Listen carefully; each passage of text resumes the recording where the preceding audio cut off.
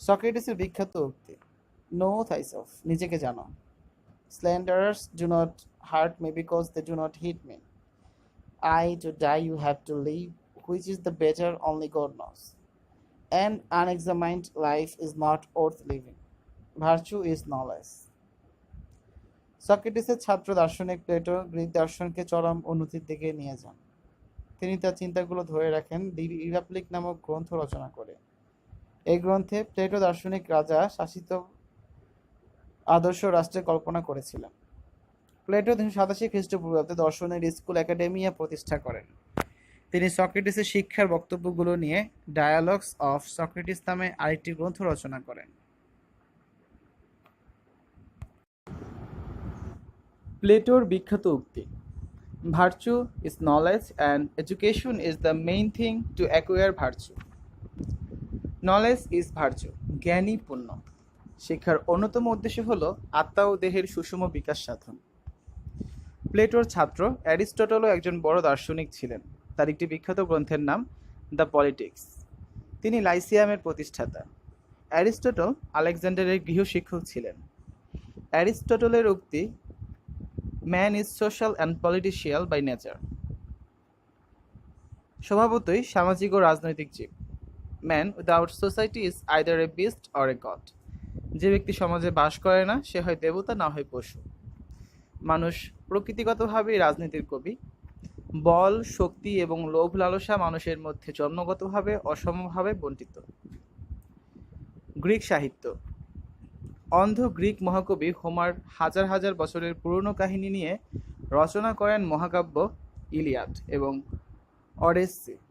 তাকে অন্ধ পাখি বলা হয়।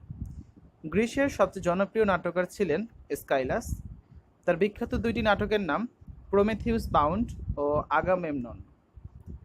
নাট্যকার সফোক্লিস 100টিরও বেশি নাটক লেখেন।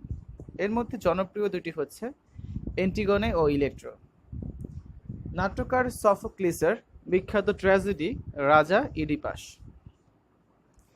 ইউরিপিডিস ছিলেন একজন প্রসিদ্ধ গ্রিক ধ্রুপদী নাট্যকার।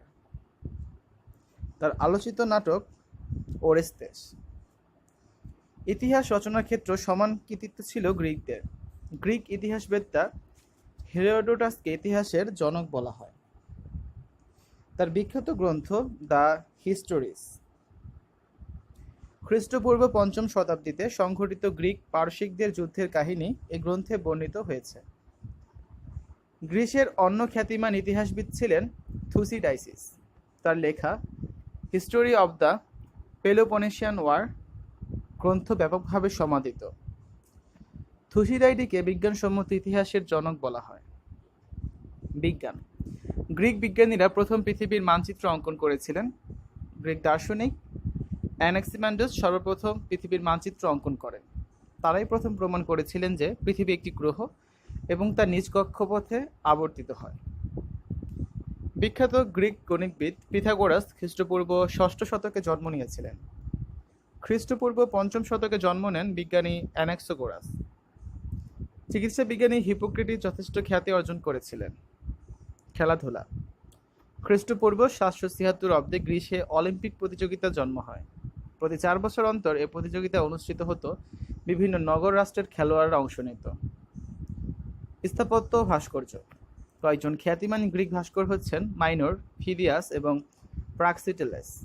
প্রাচীন গ্রীসে মৃৎপাত্রের গায়ে চিত্রকর্ম অঙ্কন করা হতো। গ্রিক স্থাপত্যের উদাহরণ হিসেবে মন্দির পার্থেনন, অ্যাথেন্সের দেবী অ্যাথেনার মন্দির ইত্যাদি উল্লেখযোগ্য।